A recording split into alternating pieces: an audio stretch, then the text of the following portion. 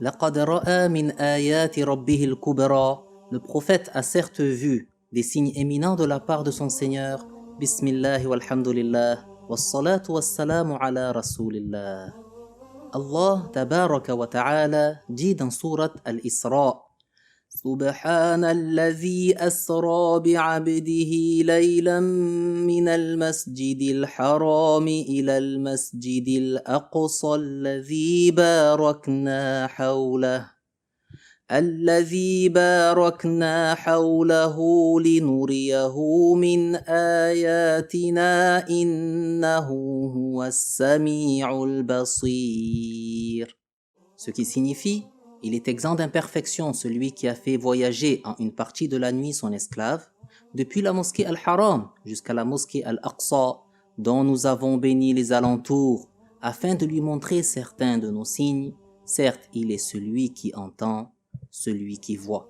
La nuit du voyage nocturne, avant l'hégire honorée, alors que le prophète alayhi salam était endormi dans la maison de sa cousine Hani, la sœur de Ali ibn Abi Talib, que Allah l'agrée, Jibril est venu à lui. Il a ouvert le toit de la maison, a réveillé le prophète et l'a amené à la maison sacrée. C'est près de la Kaaba que sa poitrine fut ouverte, son cœur fut empli de sagesse et de foi, afin de le préparer à observer les choses étonnantes créées par Allah Ta'ala. Puis Jibril a amené le Buraq, qui est une grande monture blanche qui se déplace très rapidement. Elle pose en effet son sabot là où porte son regard. Le prophète alayhi salatu wassalam a donc monté le Buraq derrière Jibril alayhi salam et ils ont entamé leur voyage. Ils sont arrivés à Médine l'illuminé et le prophète y a accompli 2 rak'ah. Puis ils sont arrivés au mont Sinaï où il a fait de même. Ensuite ils sont passés par Madian, la ville du prophète Shu'aib alayhi salam, et notre prophète y a également accompli 2 rak'ah. Ils sont ensuite arrivés à Bethléem, lieu de naissance de notre maître Isa alayhi salam, et le prophète sallallahu alayhi wa sallam a de nouveau accompli 2 rak'ah. L'ange Jibril a amené le prophète Muhammad alayhi salam dans ces différents lieux car ils sont honorés et bénis par la présence des prophètes qui l'ont précédé.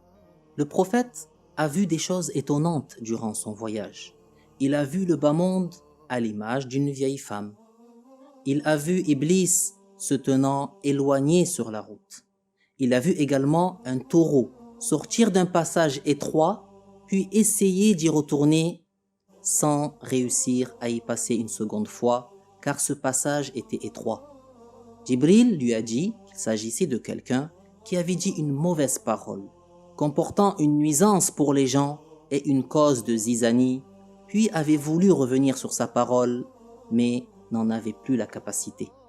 Il a vu des gens dont les têtes étaient fracassées, puis revenaient à leur état initial.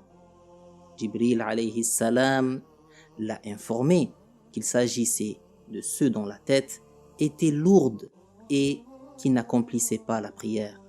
Il a vu également des gens qui se bousculaient pour de la viande avariée et qui délaissaient la bonne viande. Jibril lui a dit que ce sont les gens de la communauté du prophète alayhi salatu wassalam qui se concurrençaient pour l'illicite et délaissaient le licite. Il a vu également des gens qui se griffaient le visage et la poitrine avec des ongles en cuivre. Jibril lui a dit que ce sont les gens qui faisaient la médisance. Le voyage dura jusqu'à parvenir enfin à Jérusalem, Baytul Maqdis. Allah y a réuni pour lui tous les prophètes et le prophète Muhammad les y a dirigés dans la prière en tant qu'imam.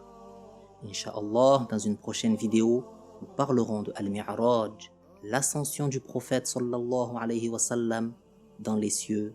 Walhamdulillahi rabbil alamin.